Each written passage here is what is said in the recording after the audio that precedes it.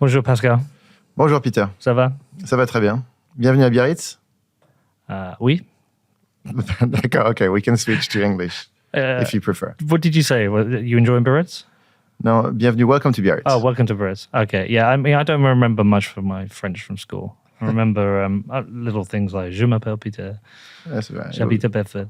C'est bien. There's a little bit I remember, and that was it. I think I can get by in a restaurant because it's "Je voudrais vin rouge." Ouais, c'est bien. That's Du vin rouge. Je voudrais du vin rouge. Du vin rouge. Okay. Ouais, okay. Maybe I should go back. Anyway, man, how are you? Good to see you. Good to see you, man. Good to see you for the first time, actually. No, we've met before. Ah bon? Yeah, we met in Hong Kong. Ah, we did. Yes, that's true. That was like 4 years ago now.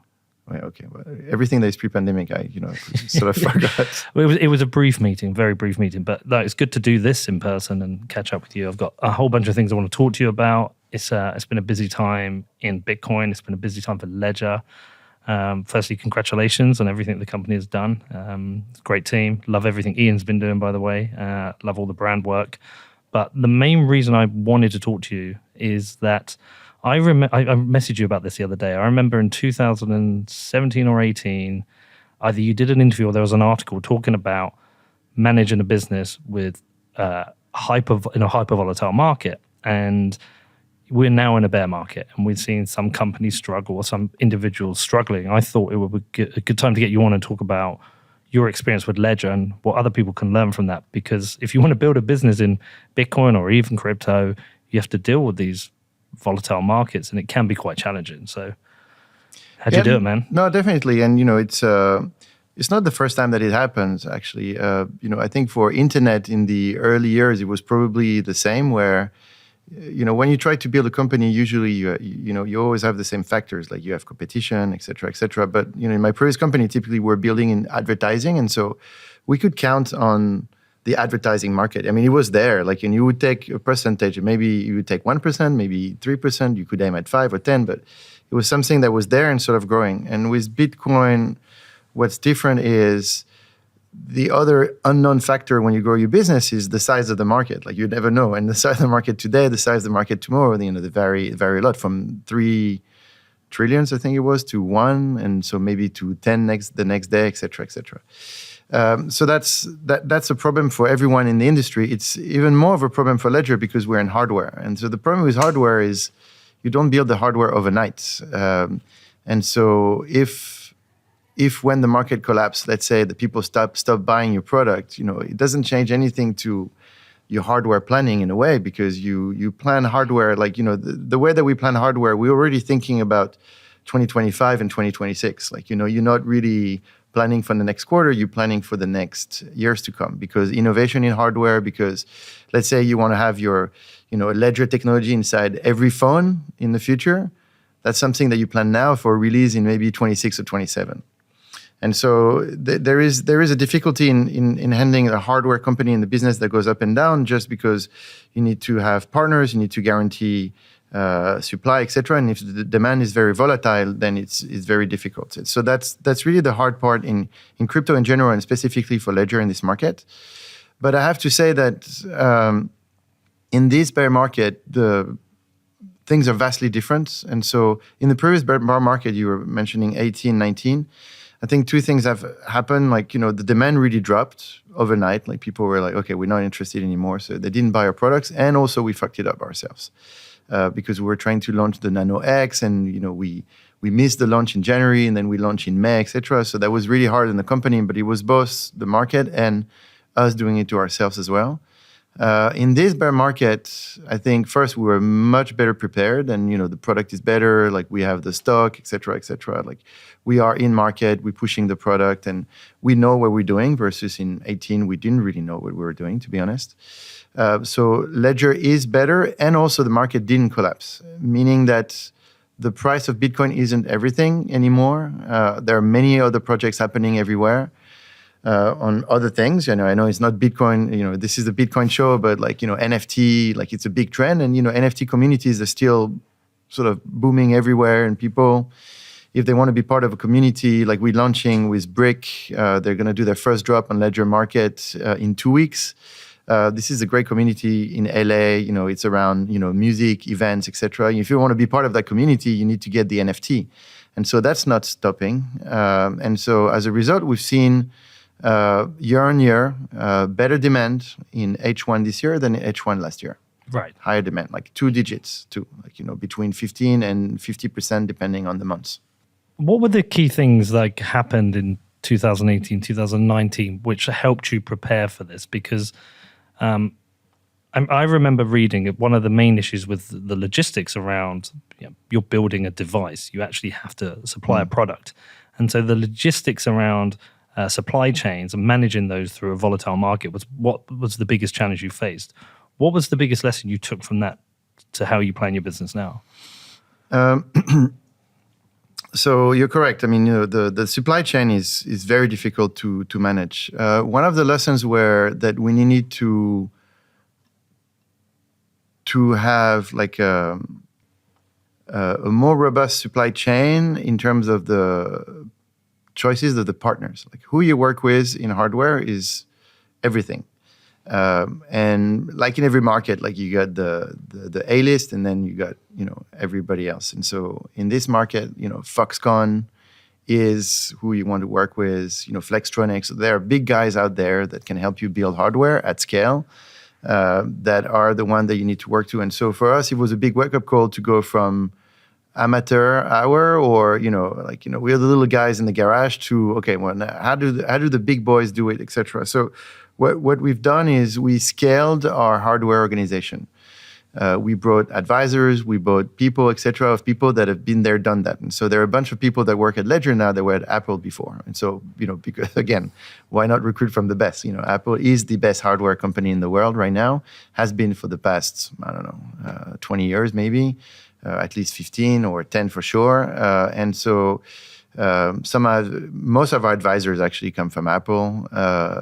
Most of the guys that are now running hardware at Ledger come from Apple, etc. And so you recruit the best, they build the best partnerships, and this was the lessons. Like, okay, so because at some point, either you go big or you go home. That sentence is very true, and so we decided to go big. You went big, okay. It must be difficult though managing the supply chain in terms of stock. So I know obviously everything's a derivative of Bitcoin. My show downloads are a derivative of Bitcoin. I'm sure supply, even though it's kept during the bear market, there are certain periods where you've got peak demand. How do you manage that in terms of stock? Do you have to have a very flexible, almost like a flexible load? I'm thinking almost like the conversations I've had recently with the energy companies. Do you have to have a flexible load that allows you to deal with massive changes in demand? Yeah, you do. So what you do with stock is a big issue, because of just the simple supply and demand issue. Like, you need to have stock to just ship the products, but also from a cash perspective, because stock is cash. If you build stocks that are too big and you don't sell your products, then you've extended yourself with your cash. And you can sort of die in good health, because it's completely different. Like the way that you run the company and the money that you put towards your stock, like are two different things. I mean, Ledger could do very well in terms of a business, but if we invest 200 million in stock, then we have no money on the bank account, and you can understand very easily that we die quickly. So in a volatile market, I have to say it's not really science, it's art, because nobody does what we do in hardware in general. Like people have, again, better ways of projecting the business. And there are a better way of projecting the business because usually they deliver like a watch or like a product that exists in the market. But don't get me wrong though, most hardware companies die. Hardware companies actually die very frequently, people and the hardware business is very difficult. When you go raise money to VCs and saying you're in hardware, usually it's the black mark of this business. It's like, oh, you're in hardware, that's great. And then, this is the door and see you later. So hardware businesses are very hard in general, and hardware business in crypto are even harder. And this is why you see that you don't have many companies actually doing it. You have a lot of companies that are subscale, and I'm saying it because it's true. I'm not trying to brag that Ledger is the best or whatever, but it's true that if you look at most of the hardware companies in the business, they're really subscale. And why? Because it's very hard to scale. How do you ship your product? How do you build an e-commerce platform? How do you build this supply chain that can like where you can build millions of devices, because there's one thing to do 10,000s of devices, there's one thing to do 1,000,000 devices, but there's another game to do 10 million or 100 million. And so the problem is, if you're trying to build a real consumer business, my game is, how do I go from 2 to 3 million devices a year to 30 million devices a year? That's why that's what I'm trying to do and getting the company ready for. And so that's 30 million a year is very different from 3. But there are stages. And so we discussed what was bad, but I can tell you what's good too. Like, what's good with the crypto, what was good with the crypto market for Ledger is actually it took time. And so, some people say, people think that in business you need to go fast. But, for security, actually you need sort of to go slower, because you can't be wrong. Like, you have to be almost close to 100% right all the time. And so the fact that the market didn't grow so fast, from 14 to 17 was actually really good time to do R&D. And during those years at Ledger, we never, the question was always like, is this even relevant? Like, we didn't know. Like, we almost killed, doing hardware wallets, every year. At every board meeting, it was like, should we still do a hardware wallet, or should we move on to do something different? But that time was actually a gift, because we had time to do R&D, etc. So it's stressful when you do it, because like, oh, do we have a business? But when we kicked off in 17, we had the Nano S. It was a very solid product. It had been battle tested quietly during all these months, let's say, or years, because the Nano S was a result of many R&D projects that we did before. And then the Nano X, was an evolution of the Nano S, but all of this was, very strong, battle tested, etc. Which is why you have 5 million devices in the wild right now, and Ledger has never been hacked. And so the fact that the market is slow and sometimes slows down, for us, it's actually good, because then we can go back into product mode, R&D, develop something, etc. If the market moves too fast, security doesn't really have time to catch up, and then it becomes a problem. I'm still using my Nano S I bought, I think it was early 2017. Correct. I still have that device, and I still use that one. Yeah. It's stood the test of time. I mean, if you're Bitcoin only, you don't need anything else but a Nano S. Well, I do actually, because I multi-sig now, so I have to have a range of to de-risk. But so do you have additional complications that you have to think about with regards to security that other hardware companies don't? In that, I know other hardware companies can be face issues of hacking or hackers, but you also have to think about the man in the middle attacks within the supply chain. So you have a whole bunch of other stuff you have to think about. In terms of securing our supply chain, you mean? Yeah. Well, you just have to secure the device, the supply chain. There's so many additional things you have to secure. Yes, but the way that we design our security scheme is like, we don't need to worry about things as much as the other, because the way that we design our secure element, the way that our operating system is put into it, etc., only us control that. And so in reality, we can build our devices anywhere in the world. So we don't have supply chain attacks the way that other manufacturers could have, because it's true that if you put your hands on other type of devices, you could just build fake devices or put like a backdoor into them, fairly easily, which is not the case with Ledger. And we say it, but we can also actually prove it. As soon as you connect your Ledger, you can do a genuine check, etc. So to make sure that the device hasn't been tampered with.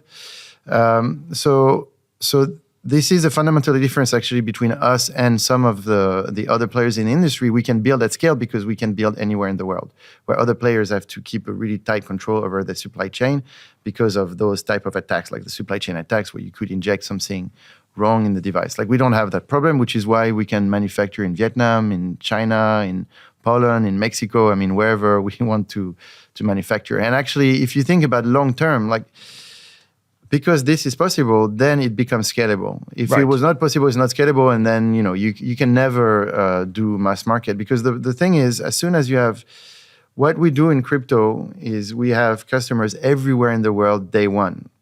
And for us, it's very natural, but for any other business in the world, it never happens like that. We've shipped one product in every country in the world, at least one product in every country in the world, every country in the world.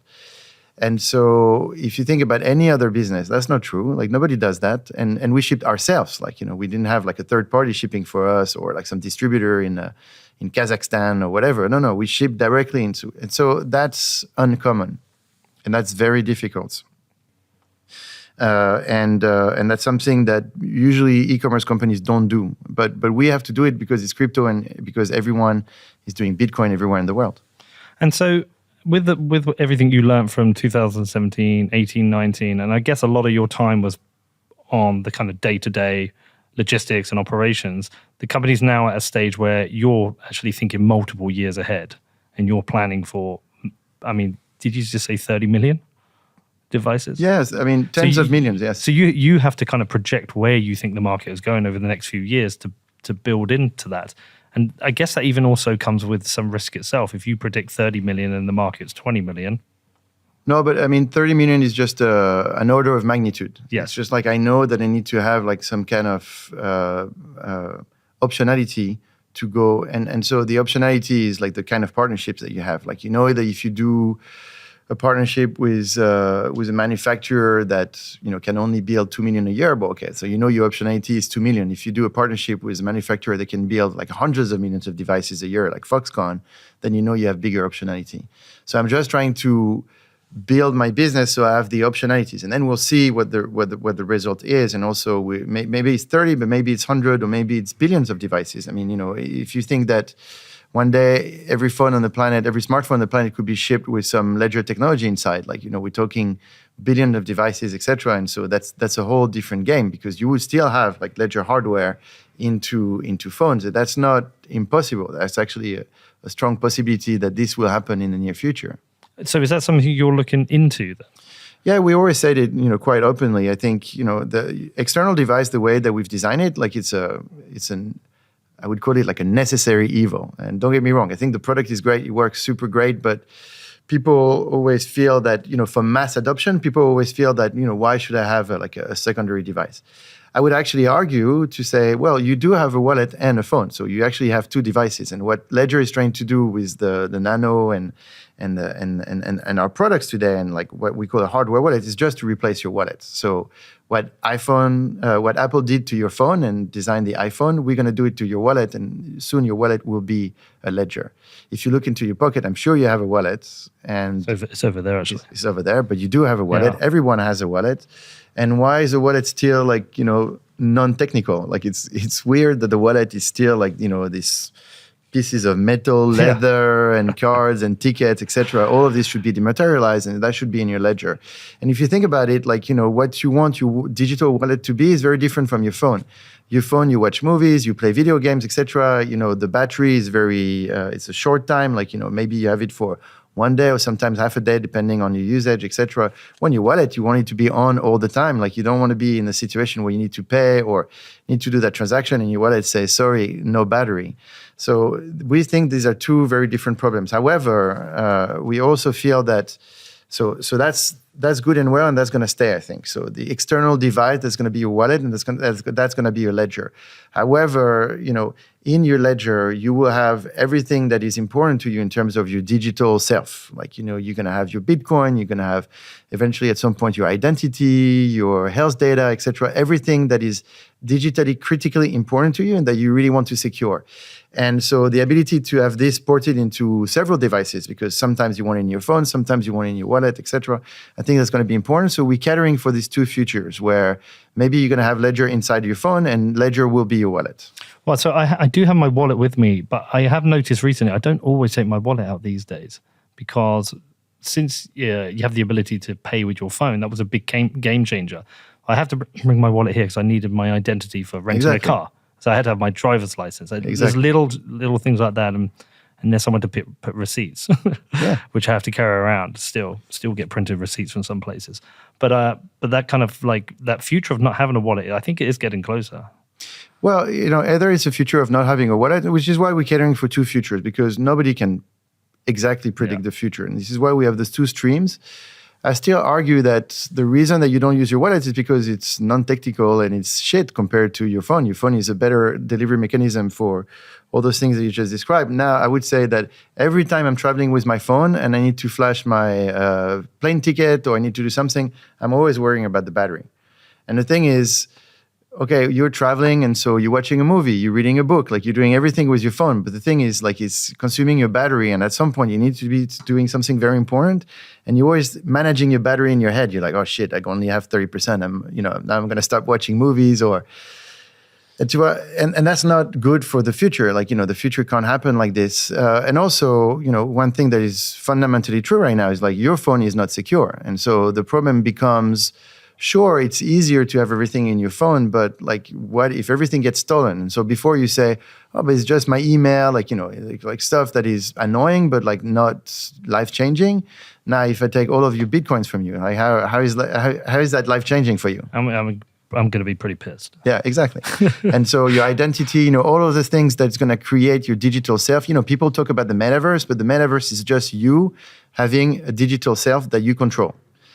Right now, you control your body. I mean, as much as you can, but like we all control our body. We are, physical beings. But what is our digital being today? Your digital being is mostly your Bitcoins because that you own. And then we don't own much else. Like everything is Google, Apple, etc. In the future, you own everything on your ledger, and then you distribute the right for others to use. That's what Web3, decentralization, metaverse, that's what people are talking about. It's like, I've got my digital self, and I can port it into different online experiences or offline experiences. If I've got that NFT to get to that surfing Bitcoin party tonight, I can enter. But that's my digital self that is being ported into the physical world to give me access to an experience. Right, okay. You mentioned there about the security of phones. So how much time do you guys spend looking at the security of other devices and how poor is the security on phones then? So we spend a lot of time looking at security of everything because we have an attack lab internally. It's called the Dungeon. Yeah. They publish everything that we find. So we're not trying to be annoying. We're trying to raise the bar of security for everyone in the market. So when we break something, usually we do something that's called responsible disclosure. So we reach out to the team. We say, hey, this is the flaw that we found, and we can help you patch it. And so once it's all patched and upgraded on devices, then we release the attack and we say, okay, this is what we found, but there has been patches. So it's all documented on the Dungeon website, etc. We do actually have. I think it's 20 white hats right now, and we're going to 30. So we have like the biggest and more advanced attack lab when it comes to Bitcoin, crypto, Web3, I mean, you name it. We were presenting at Black Hat the other week in Las Vegas. We presented again this year 2 papers. And so presenting at Black Hat, 1 paper is difficult, 2 papers is very difficult. And we've done that like every year since we built the Dungeon. That's a significant investment in that team then, right? Oh, yeah. What is the reason to do it? Is it responsibility of a business? A bit like how maybe some companies will sponsor developers within the Bitcoin space. Is this like considered a responsible thing within hardware? No, but I've got a duty we have a duty to our customers, and they want to be safe with us. This is what we say. And so we have to deliver it. So for me, it's like a necessary part of the business. You can't run a security company if you don't have an attack lab, Right. Period. And you need to, because security is cat and mouse. Like people will attack, and so you need to defend. But in order to defend, you need to attack yourself to see, how to get in and what to do, etc. And you need to have the best guys on your side. The other guys are good, very good. And actually, people that will be attacking Bitcoin and crypto and users in general are just not like kids in a garage. They're also rogue states. Like North Korea, they've done like many hacks in the past, and this is how they finance some of their activities. Terrorist organizations, etc. So some guys that are like top level in terms of technology, and they have time, resources, etc. That's all that they do. When the Ukrainian-Russian war happened, some of those hacker groups, where they had both Ukrainian and Russian, started to sort of tell on each other, and so you could discover like the magnitude of their organizations. I can't remember the name of that organization, but the Dungeon presented this to me the other day. Those guys are 2,500 employees. It's a hacker organization, 2,500 employees and 10,000 auxiliaries. So you have 2,500. Yeah, it's big. Yeah. 2,500 guys that wake up every morning thinking, okay, like who I'm going to hack today, like what data I'm going to steal, Bitcoin, et cetera, et cetera. 2,500, which is why you see when a domain is under attack, or sometimes ledger users, et cetera, it feels fucking relentless. Yep. Like, people are coming after you every day, and they're good and they move fast, et cetera. And you're thinking, wow, like 2 kids in a garage, and you're like, well, guess not. It's 2,500 people. So they have an organization. They have like roadmaps. Like they do the same that we do, but to steal your money or your data. So that's what's happening right now. And when it comes to phones, yes, it's insecure. Phones and computers have not been built for security, but it's certainly not crypto security. The private key is a new problem.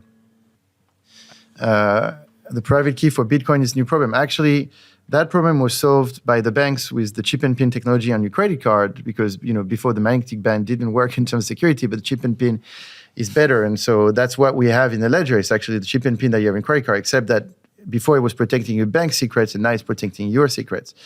But your phone, your iPhone, has not been protected to protect any secrets. And furthermore, you can even argue that there is a whole hardware and firmware industry that never quite looked at it because everyone had an interest for this to be slightly open. Right. Governments, governmental agencies, they actually like the fact that they can look into your phone from time to time. There is a market for this. It's called 0 days exploits. And now it's 0 day, 0 click with Pegasus that happened last summer. Do you know what it is? No, I've heard of 0 days, but 0 day, 0 click. So 0 day, 0 click. So before 0 day is like, there is, so basically you get in the phone through the firmware because there is a crack in the firmware and this is where you get in. And so everything that sits on top of the firmware, all the apps, etc., then becomes accessible. So this is why when you have a software wallet on your phone, your private keys through the firmware, anyone can see them. And so if someone comes with 0 day into your phone, your private keys are as good as gone. Right. Like 30 seconds. And actually, we documented it with a dungeon. It's online. You can check. It's called like a software wallet attack dungeon ledger. You type that, and you'll see how we can extract the private keys from your phone or your computer in less than 30 seconds. The only thing it takes is to put a malware on your phone, and then boom, it's done. So that's 0 day. 0 day, 0 click is 0 day, 0 click is I get access to your phone. And so before you had to do an action. So 0 day is like, I get into your phone, but I need you to click on a banner, or I need you to open an app, or I need you to do something. 0 day, 0 click is give me your phone number and then I can access your phone. What? Yes. Just with a phone number? Mm-hmm. Hold on. Is that like what happened with I can't remember the name of the group. Were they an Israeli group? Yes. Yeah. They would send a text message and the text message gave them access. Yes. Has that been patched? No. So most of the 0 days and 0 click exploits, there is a market. There are brokers. You can actually Google it yourself, go online, and you can buy it. So the most expensive is $2 million, and there are a range of prices to get access to because it depends on the phone model, etc., the operating system that is onto it, etc. But you have prices from I don't know how much to all the way up to $2 million. So are all our phones essentially exposed right now? Yeah, 100%. I mean, Apple just patched 2 0-day exploits last week. They were like, "Oh, we found the patch now." I'm like, "But it's been open for however long." Okay, but were they 0 day, 0 click ones? I don't know. Yeah, maybe these ones were, but the point is the 0 day market is not disappearing anytime soon. There are multiple ways. So the problem with the phone is this, and it's a very easy way to explain it.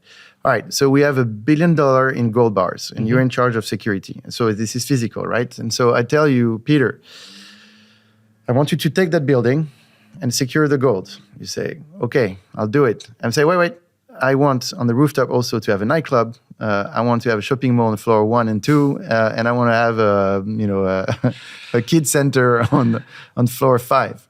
I'm like, you go do it. So what's going to be your reaction? Well, I mean, it's kind of like, hold on. Hold on. Let me just, I get your analogy. You're basically saying separate this storing of your Bitcoin from your phone. Because your phone is going to do all these different things. You're going to be texting, videos, Apple TV, Spotify, and every one of those can be exposed. Correct. Let's not put your Bitcoin in there. Because when you do multiple things like this, everything is an attack vector. It's like, your Netflix could become something. You can. It's just like having a building with too many windows, too many doors, etc. And people are like, well, I'm going to go in like this or like that, etc. So to the example, security digital security is physical. So when you see a secure element and you look at it with a microscope, it looks like a little city. It has like, it's hardware. So it's like physical defense. So the example of like how do you secure gold in a building is very similar to how do you secure your Bitcoin in a phone or on a device. If you want the device to do too many things, like the nightclub, et cetera, then, people were getting through the nightclub. And suddenly it's like, oh shit, like those guys, they came through the nightclub and they stole the gold. And so, which is why, the Nano S and then Nano X, like you see, they only do very few things. Like, you validate transactions, that's it. You have a secure screen and a validator. That's all it does. You don't have a snake, you don't play video games, like you don't have anything else because this is how you do the best security.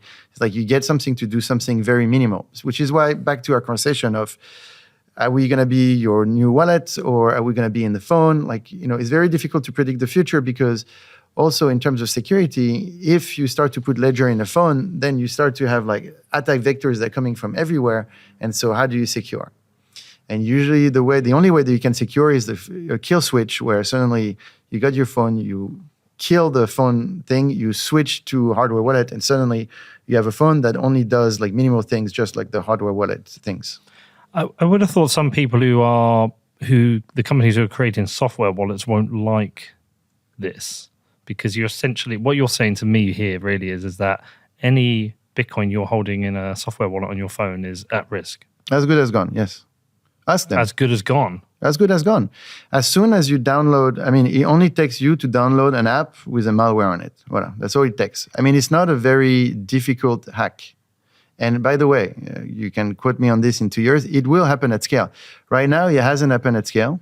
Has an hack actually happened? Because what I'm thinking, there are I'm not going to name them for now, but I can think of a number of software wallets, like Bitcoin software wallets that exist in the market, successful companies, because you're basically saying anyone who's holding Bitcoin in those wallets on their phone, you're saying it's as good as gone if someone wants to get it.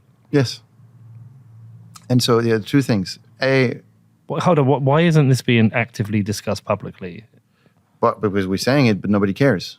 Huh. Attends, so two things. First, if you are on a software wallet today and you're actively targeted, like you. Yes. So your risk is maximum because the way I can access you, either with a SIM swap or target specifically your phone if I get your phone number, which is not very difficult to find, etc. Nope, voilà. So if you get your private keys on your phone, honestly, your percentage of chance that it's going to be gone anytime soon is closer to 100 than to 0. Now, if people don't know you, don't know that you have Bitcoin, etc., okay, your percentage sort of decreases, but there are potential attacks that are coming in the future where malware will be deployed at scale through the app stores of Apple and Google, and they have no control over this. So malware will be deployed at scale, and so people will just deploy malware on any phone that download app A, B, C, or D, or whatever, and suddenly they will wipe out all the devices. And they will just search in any device, like what do you have? They will try to see if there are private keys, and if they find, they will extract them. This is an attack that we've documented with the Dungeon. It's online, it's published. I'll send you the link. Yeah, please do. But we've showed it. And so when you ask like software manufacturers, they're like, well, like it hasn't happened yet. Like it's a more difficult attack, etc. And so the question is like, why hasn't it happened yet? And so the answer is because there are easier ways to steal your money. Phishing is very cheap and very easy to steal money with phishing. And so, and also there are bigger fishes to fry. Like for hackers, there are other things, not just Bitcoin, in the world that bring them a lot of money. And so right now you don't have like 100% full force of hackers focused on this. But if we go back to 3 trillion, 4, 5, 10, 100. So we're catering for the next 5 years or the next 10 years, right? In 10 years, yeah, of course, these attacks will happen at scale. And so anyone who's on MetaMask or any software wallet right now that is on the phone, they're risking to lose their funds every day. Okay, so MetaMask itself is also entirely at risk. Oh yeah. Huh. You need to pair your MetaMask with a ledger or with some form of like hardware security. Otherwise, MetaMask only on your computer, on your phone, it's a risk. They know it. Everybody knows it. I mean, it's documented. Yeah, I'm surprised I've not heard about it, or why people aren't talking about this a bit more, because so many people are using. So, I mean, I have a software wallet, but I keep a small amount of Bitcoin on there, like sometimes less than 20 pounds. Just like if I need it, it's like if I meet somebody that haven't got Bitcoin, I'm like, download a wallet, let me show you. But that's an acceptable risk, right? Like if you lose 20 pounds of Bitcoin, okay. Yeah, it's like keeping £20 node in my wallet. It's exactly. Like it's an acceptable risk, and also you have that convenience of being able to pay, like I have with Apple Pay. But that I would do. Like, if you got like 500 pounds that you want to keep on a software wallet, okay, there is a risk. But like when you walk in the street with 500 pounds in your pocket, there is a risk. Not 500,000. Yeah, but would you work with 500,000? 5,000 pounds or 50,000 pounds, or like you don't. I don't. I mean, generally speaking, always less than a few hundred, and very often less than 50. And yeah. So this is it. Like, I think you should have the same. You should treat your software wallet as a wallet that you have in your pocket when you walk in the street, and if people look into your pocket, they take it from you. Like, this is exactly as easy as that with the software wallet. Do we know if this is the same risk with Lightning? No, Lightning has a different threat model. Yeah. So from what I understand, with Lightning, you don't have private keys. But so in some ways, if I'm only using Lightning on my phone, it's kind of de-risks it as compared to having like base chain Bitcoin. Yeah, correct. But Lightning is, Lightning right now is not really to transfer like, $500,000 in Bitcoin. Like, it's more like for the smaller transactions. So we get back to, if it's small, it's okay. And, software wallets are fine because they're easy to use, etc. But as soon as you have value that you don't want to lose, you can't trust a software wallet to do a good job securing it for you. Can hardware wallets support Lightning? In our current form, not really. In future forms, yes. Is that in the roadmap? Are you planning? Yeah. Do you know how far away we are from that? Because that's one of the things that I would love to have as part of my ledger, is the ability to use Lightning with it. We are between a year and 2 years away from this. A year and 2 years away from it. All right, man. I'll hold you to that. All right. Well, that's definitely something I'm going to have to speak to some people about and ask questions about why that's not been discussed, because it's kind of irresponsible for it not to be out there. We're exposing people to risk. Oh, yeah. I mean, I'll send you. I'll just send you. There's one page. I'll send it to you. You'll see we documented with videos. So you'll play the videos and you'll see what we can do. So you've actually swept the Bitcoin from yes. it? Huh. I also want to check out these marketplaces for zero-day exploits. That's kind of, is it like dark market stuff? No. It's all public. It's all legit. It's all legal. Like, this is a business. Everybody wants to, sort of look under the hood. There's actually the IRS in the US that has a bounty program, I think, or I don't know how they spin it, but they have a bounty program to try to open a ledger. Because still not been done. No, it's still not done. And by the way, we hope that if they ever find like a way in, they'll let us know so we can patch it. But so far, no one has never found a way in. But to tell you that, legit organization, the IRS is a legit organization. People should pay taxes, and, I'm fine with that. But they're looking ways into systems and technology, etc., to extract what they need to extract when they need to extract it. That's the game. I want to talk to you about another subject as well now. I want to talk to you a little bit more about freedom. You supported the ledger, you supported the truckers out in Canada. And when I said I was going to give a bunch of devices away, and then you guys came and said, we'll just give you them, which, by the way, thank you very much. Everyone really appreciated that. One of the questions I wanted to ask you is, you're a business, and regulated business. You operate within the structure of the law we're here within France and globally, but also you're at the same time, you're a business that offers people the opportunity to be self-sovereign and take control of their money. And sometimes people argue kind of route around government. So how do you square that? So how do you walk that fine line? Well, first, by thinking there is no fine line. Okay. I think freedom is what humanity is thriving for. I think, we should have freedom in our societies, and freedom is not something that we should bargain for. And so if I want to be free, I want to be I'm in a situation where I'm not guilty until proven otherwise. Mm-hmm. And so therefore, I want to live my life freely and do what I want with my money. And so, because I'm not a terrorist, I'm not a drug dealer, I'm a law-abiding citizen. And so therefore, I don't see why I should have control, people overseeing, my moves and everything that I do. And so, but we lost sight of this a little bit in the past, because our freedom has been taken away, bit by bit, because, or thanks to technology. Technology has helped sort of governments, regulators, etc., to take, and also because of this greater good theory. It's like, oh, but we're gonna check if you're not a drug dealer or a terrorist every time you do something with your money, because it's for the greater good. You understand? Like, we're trying to catch the drug dealers and the terrorists. And I'm like, at some point, the greater good is just bad. The greater good is bad for the individual, and it's bad for individual freedoms. But we are being pushed into that narrative. So now we feel like, oh shit, if I'm going to do something on my own, like, am I being subversive? Am I being anti-government, etc.? I'm not being anti-government. I think, governments do what they have to do. And for a large part, they do well. But equally, I think individual freedom is everything. And so I think that what we're trying to do with Ledger is to give technology to people to be free. Technology that's been put in the hands of people up until now doesn't really free them. You capture them and put them into environments that are controlled by very, very few people, like an oligarchy that sort of decides. And for me, when I enter into crypto in general, I was thinking, I'm sort of done with the Steve Jobs, Zuckerberg model, where these guys decide for me what's good for me. What is good to put on Facebook. I remember on Facebook there was this thing where this picture of the Vietnam War with the little girl was running away from the napalm bomb. From the napalm bomb. Yeah.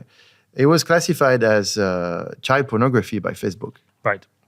I was like, what the fuck? One of the most famous photos ever taken. Ever taken. And how is that child pornography? Algorithm.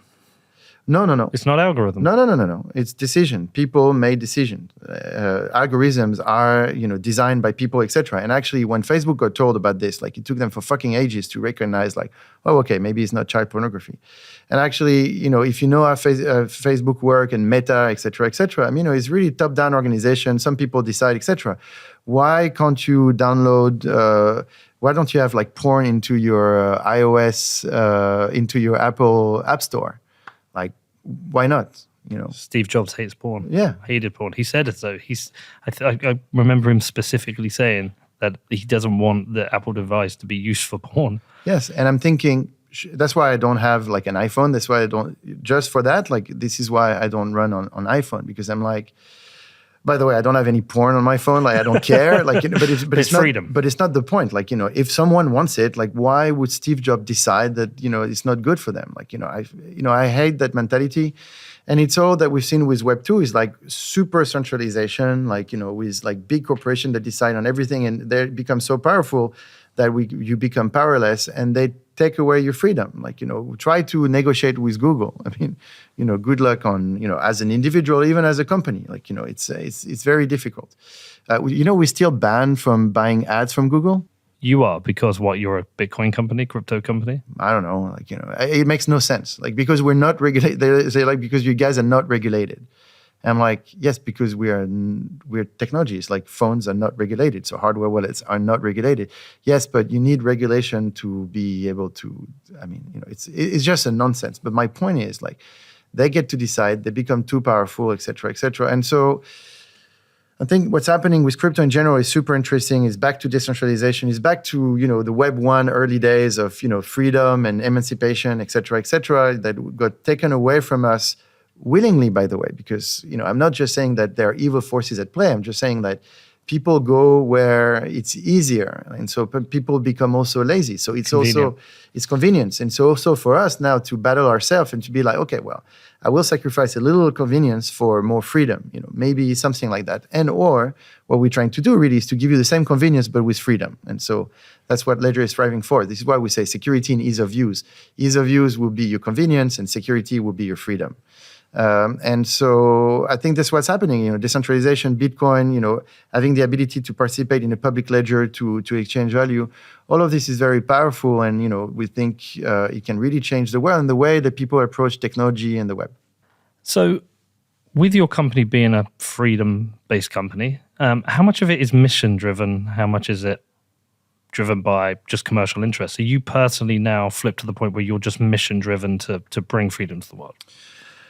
Well, for me, the why a company exists is, and if it's a for-profit company, it also has to be business. I don't distinguish. Of course. I don't distinguish the two, because actually business is good. Like, it's a virtuous loop. Like, if you don't do business, like, you might have high morale and but who gives a shit about you, because you can't actually build the devices, you can't actually develop the technology, you can't actually make it great. So I think for me, the why Ledger exists is to give freedom to people, and so the how we do it is through hardware wallets, etc., etc. And we need to make money, and we need to make high margins, etc., to keep on investing into security with the dungeon, to keep on like investing into thinking about new devices, etc., etc. And so, me personally, I hate the CEOs that are like, oh no, I'm all about the mission, and the business comes after. I'm like, but the business is part of the mission. Yeah. If you don't do business, like we're not philosophers, like we're business people, and we need to make business. And if it's and by the way, like I think it's I'll send it to you. I learned a lot from Nike, and there's a great book called by Knight called Shoe Dog. Do you like my shoes today? So I do like your shoes. Yeah, these are Nikes. So I bought these recently, and I went on holiday with my kids, and my son forgot his trainers. So I had 2 pairs. He wore them the whole time, and everywhere he went, people were like, I like your trainers. And since I've worn them, not one person said it to me. But Shoe Dog is Shoe Dog is a great story, and Nike at some point had a manifesto, and they said, this is everything that we're going to do. I'll send you the manifesto. It's amazing. So they don't talk about making money. And at the end they say, and if we do all of this, we'll make a lot of money. and so this is how I think about the business for Ledger. This is everything that we're going to do. And if it's great, then we'll make money. And so, your mission is first, and the why the company exists, I think, is first. But then, at the end, if you do the right thing, then you will make money. Because there's no way that you're going to be great and people are not going to want to pay for it. And I think it's important for the industry to have not just one, actually multiple large manufacturers of the products. You actually, strangely, need competition. Yeah, of course. Like, the competition right now is too weak. Like, what's happening, I've got a lot of respect for everyone, but what's happening is a bunch of teams are too mission-driven and not enough business-driven. Like, it's all about, like, the powers to the maxis, etc. I mean, it's great, but like, this is not business to consumer. Like, in the end, like, if you really want to help people, you need to have money to help them. But it's not just in crypto. It's like in the world in general. People are like, oh no, but let's do all these things, but let's kill the business because business is bad. I'm like, no. But business is what fuels all the things that you want to do.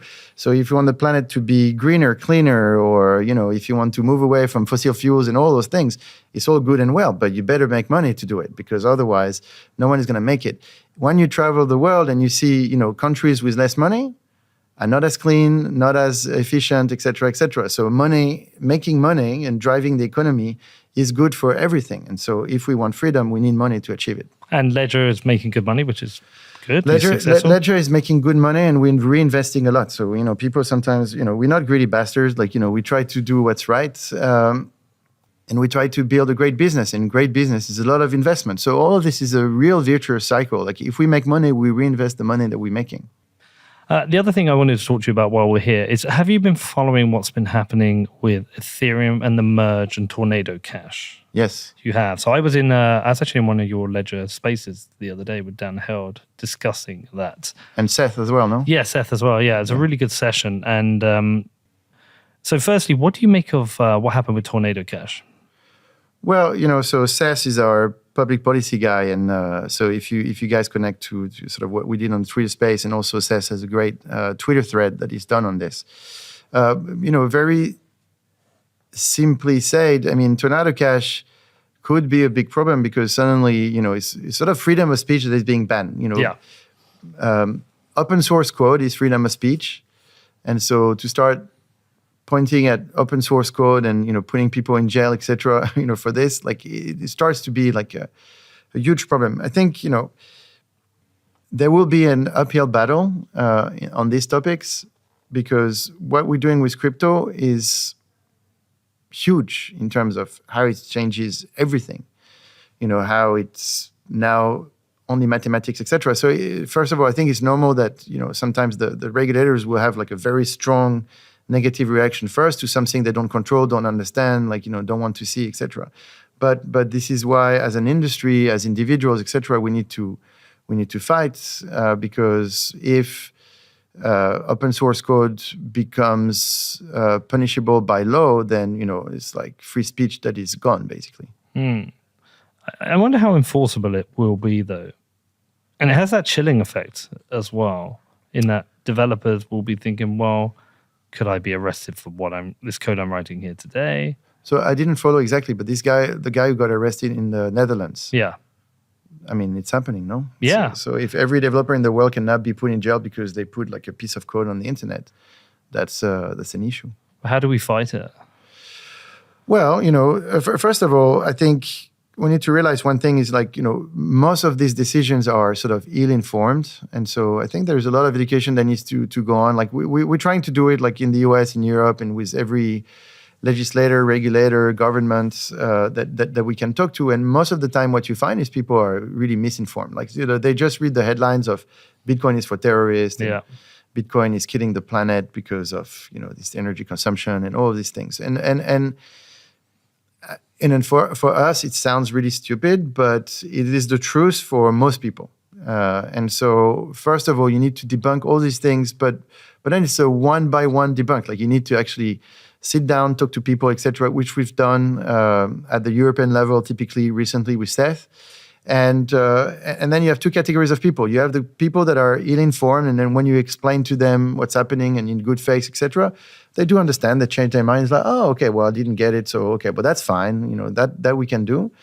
And then you have the dogmatic people, and so the dogmatic people, then they are enemies. Like they just don't want freedom. They want to imprison people. They know what's best for you always. Like we will tell you what's best for you. They will make the law that that you can't do barbecues anymore. Because I'm like, okay. And so you need to know who are your friends and who are your enemies. Like, and the enemies will need to find a way to make them voice as small as possible, or kill them with so much kindness and good information that it's going to be very hard for them to debate otherwise. But I think it's going to be a strong debate. I think it's going to be a lot of discussion, a lot of communication, et cetera, and we all have a role to play. And so Ledger will play its part, but the industry and people in general, people don't realize the power that they have.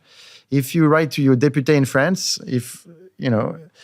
to your representatives, like if all of us write to them on every legislation that they need to pass, they change their mind pretty quickly because you vote for them. Do you think we need a little bit more coordination in Europe? In that, in the US, we have Bitcoin Policy Institute, we have Coin Center, actively well-funded groups of people who are, well, actually, I say actively well-funded. I know Coin Center is well-funded. I'm not sure how well-funded Bitcoin Policy Institute is, but there are people there who are actively working with regulators directly to educate them. And it's two well-established groups. We don't really have that in Europe. We certainly don't have it in the UK. And we've seen the legislation that is coming in, attempted legislation that's come in from the European Parliament. I know Ledger is doing some of the work, but do you think we need our own version of this? Oh yeah, 100%. But Seth is working on it. Yeah. And so we've taken the leadership on this in a constructive, sustainable, professional manner. There are a lot of people that do things, but usually it's a one shot, or it's sometimes, it's about, we're in a world of self-promotion and, being on Twitter and, being perceived as a great human being. But we at Ledger, we are really trying to build for the long run in the future, and so in a bit of a selfless way. Like I don't care that Pascal Gauthier or I do really care about my customers first. I do care about our the citizens. I do care about freedom. And so what we're trying to do is always around those lines. And so with this, like we decided that we were going to take on the challenge of building something for Europe, and that's what CES is doing. And so We have a lot of traction right now. There are a bunch of people that will come around us, and we'll build something at the European level. Actually, Ledger originated the ADAN in France, so the association that we have in France that's coming from a project that we had at Ledger, etc. We were very supportive of the ADAN, and it's actually good that we built this. But at the time when we built this, my teams were working on it, and I said to them, look, this is pointless. We shouldn't do it in France. We should do it at the European level. And so my team told me off, and they were like, no, we'll start with France and we'll do Europe after. Retrospectively, it was probably a mistake. We should have done it at the European level first, even though it's true that at that time, European companies were much smaller, etc. So sometimes, it takes time to do these things. But right now we're doing it, and Seth is the one, spearheading this for us. He's got a lot of experience. He's a guy from DC.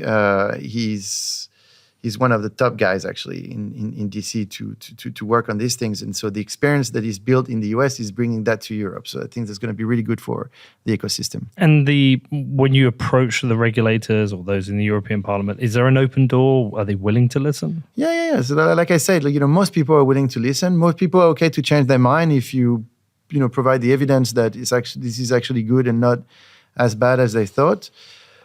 But there is a lot of dogma out there. The people that are, for me, the left and the extreme left, they're pretty much anti-freedom. They want to, and sometimes they don't even realize what they say, but they basically just want to control every aspect of our lives. And whether it's because of climate change or any other issue that they see is happening, they just want to take decisions for people. Do you mean at the political level? Yeah. Yeah.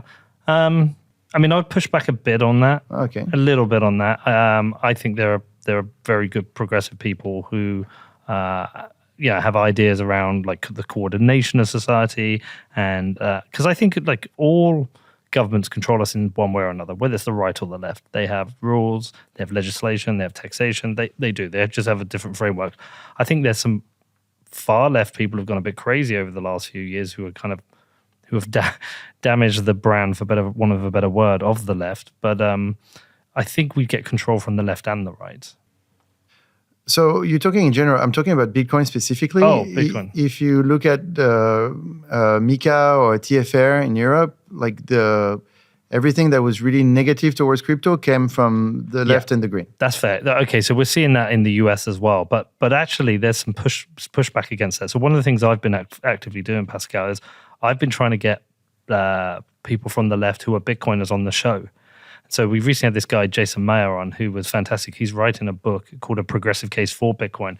And it's 10 chapters dealing with all the FUD that comes from the left with regards to anything to do with energy FUD. And a really good one is wealth inequality, how actually Bitcoin is better for reducing wealth inequality. And I think what it is because it's become a partisan issue for some people, and they just get very bad advice. And sometimes that's even down to the journalists. Some of the stuff that's written by the journalists is absolutely terrible. But I'm actively pushing this and trying to because I think the way to fight it is actually find the people from the left who are Bitcoiners, who have the real information and the real advice, who aren't anti-freedom, actually pro-freedom as well. No, I agree with that 100%. But you said it's in the US. Well, now let's do the same in Europe and see how many people you find. Well, I find that I'm finding very few especially in the UK, left or right, I'm finding very few pro-Bitcoin people. We just don't have anything. It's true. Dead. Left or right, it's true that there's a lot of education to do. But from our experience, you have those people that push hard on MiCA and TFR in Europe. They're really difficult to talk to. Okay. Really difficult. Actually, get Aurore Laluc on your show. Yeah. Okay. Let's see if she comes. Yeah. Because she's the worst. She hates Bitcoin. She's very dogmatic about it, etc. We tried to meet with her. She never agreed to a meeting. And yet she kept on saying, come and talk to me and, educate me, etc. But when you try to control freak to meet, she doesn't want to. But the reason is, in the US, the politics in the US are very different. Sometimes, what's the real difference between, Biden and Trump? From an external point of view, for us, the US politics is the US politics. They don't do really less war, they don't drop less bombs, et cetera, et cetera. So there is a certain thing in the US where whether you're right or left, there are certain things where, some of these guys will always agree. In Europe, it's more polarized, like, and especially right now. You think? Oh yes, like in the right and the left right now in Europe are extremely polarized, I feel, and so it's Do you think interesting. that's maybe more of a domestic issue here in France? Because I'm traveling between the US and the UK. I actually think the US is more polarized right now. Well, okay, maybe my English is wrong here. Like polarized, not in the sense like, I get that in the US, Democrats and Republicans right now hate each other. Yeah. I get that. But when I say polarized, it's more like in terms of vastly opposite ideas of what to do with the world. But again, always on these topics, on the topic of like, individual freedom versus state control. And I feel that right now in Europe, the political agenda, like at the left, and especially because of climate change policies, etc. I mean, look at what's happening in Holland right now. Yeah, it's terrible. Okay, so it's not just France; it's like everywhere. And so, through different climate change mostly, but not just, like, it's all about getting control over people and telling them what to do. In France the other day, the debate is like, should we ban private jets? Should we ban swimming pools? Hold on, how will they get around the people voting for it? On the private jets. How do they get around what? How will Macron get around? Doesn't he fly on a private jet? He'll get a pass. No, but Macron apparently Macron said like, okay, you guys are crazy. You need to stop talking about these things. Like, we will fly in private jets. So I don't think private jets are going away. But this is the debate that's happening in France. This is the debate that's happening in Europe, etc. If you look at the last elections in France, the last elections, the next elections in Italy, or even what's happening in England, it's funny what's happening. Like, people have a very strong reaction to the social democrat policies. Europe is a big socialist state. Agreed. This is why the UK left. Yeah, of course. Boris Johnson just got told off because, after he left, he was sort of running with European policies. And your next prime minister is, can't remember her name. Oh, Liz Truss. Yes. She's fucking terrible as well. But we don't have it. There's hardly anyone who's any good these days. No, it's hard. It's very difficult. First, politics is extremely difficult, etc. But my point is, like, in Europe, you can see that there is a swing towards the right right now, like the Italians, the French recently at the last election. Here, you nearly had, was it Le Pen? Well, Le Pen with 80 or 89 seats at the parliament, etc. I mean, it's a fucking earthquake. And so I think this is a strong reaction to people saying, like, okay, we want more like of that individual freedom back, and we're annoyed by people telling us, what we need to do and what we're allowed to do or not to do. And you can see where both arguments are coming from, and you can see where people are voting, etc. So I would say Europe is polarized, not so much in terms of each side hating each other, which they do, but less than in the US, but more like in terms of the arguments that are being put, and more in terms of that argument of like individual freedom versus state control. So do you believe our trajectory is towards a more individual freedom in Europe? And do you think France will have a Frexit?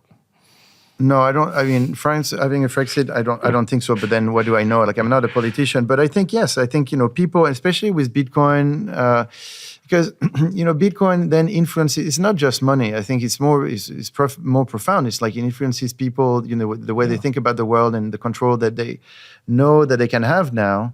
And so I think Bitcoin will be an eye opener for many people to try to vote towards more individual freedom. So some of this is happening right now, and I think But you're asking me about Europe, and specifically about crypto. I think that there are some people that can be convinced, and some people that are just enemies of all of this. I like that. So they're either somebody we can work with and discuss, or they're an enemy. Yeah, I like it. But they are. All right, man. All right, what's coming up for Ledger? Tell me. Look, there are many things that we've already done. So, Ledger Market, we launched in July. It was a super success. We minted 10,000 passes that gives you, a good access to the marketplace, etc. We sold those in 24 hours. Wow. Actually, it was the best that has sort of ever happened on a drop or something like that. Like it was really good. And so the first two drops are happening in September. The first one is with Brick. The second one I cannot tell, but so the marketplace is going to start to be in action. And it's the only place on earth where you can do a first drop in a secure manner. Like nowhere else you can do that. So, and the experience, because security is good, but the ease of use is really beautiful. So I know it's not Bitcoin, it's a Bitcoin show. I know but anyone listening, they're going to be flaming you on YouTube comments now. They're going to be hammering away. What the fuck is this crypto shit? look, do Bitcoin, but sometimes watch football, but sometimes you watch rugby, right? No. No, No, I do. I watch do a actually little bit of rugby. I do. You have good rugby down here, playing in the south of France. You have good rugby down here. Actually, you know what? Like I prefer watching rugby than watching football these days. Wow. Okay. I watched the last game. Was it when I was in South Africa? So, the Bucks versus New Zealand. It was pretty good. Like Well, you were actually at the game. No, I was not actually at the say. game. No, because they play everywhere in South Africa now. It's Okay. not just like in Joburg or whatever. They actually take it to, sort of all around South Africa to create like a bookie type of spirit, which they do. Like, people are very excited about rugby in South Africa, which is great. Anyway, but that's the thing. So ledger market is a thing. Like there's so many things that we do. We just have a full roadmap. What I would tell people is like, if you haven't checked Ledger Live in the past 6 months, because sometimes people use of the product, they buy and hold and they never check us out, which is wrong for two reasons. One, you should always upgrade your firmware, like always check that everything is good, etc. Your security is not something that you forget for 2 years. And when you come back, you're like, oh my God, like the thing has changed so much and now I need to upgrade everything, etc., which can be a stressful experience. So I would say use your ledger from time to time just to upgrade things, to check if everything is all right, etc. That's one thing. And two, check what we've done with Ledger Live. Like Ledger Live is probably the best wallet, as in the wallet interface, the best wallet in the space right now. You have everything. Even if you Bitcoin only, it's a great experience. If you have more than Bitcoin, we have this app store now. Like you have an app store inside Ledger Live where you can find like so many projects. And we've developed everything as an open platform so people can connect to it. So people should really check it out just to see what's out there, what can connect to their coins, how can they use their coins, etc. Because it's all about usage, right? Like, you can buy and hold forever, which is cool. And if you want to do that, still, upgrade your firmware from time to time. However, maybe sometime you want to you want to buy something with your coins, or you want to, participate in something, or you want to transfer, or whatever you want to do. But there are many apps right now. You want to pay your taxes, for example. There's a great app to pay your taxes within Ledger Live. Really? Yes. All right, I'll take a look at that. Well, listen, Pascal, we will get you over to the football. We'll get you to go and see Bedford. We'll change your view on it. It's better than Bedford rugby. And I appreciate all your support. I've been a Ledger customer since 2017. Love the product and love working with the company and love everything you do. And I'll be checking out this issue with software wallets. So appreciate you letting me know about that. Good luck here at the conference. And appreciate talking to you. Merci, Peter. Et merci d'être venu jusqu'à Biarritz pour me rencontrer. Agreed. Ciao. Fuck off.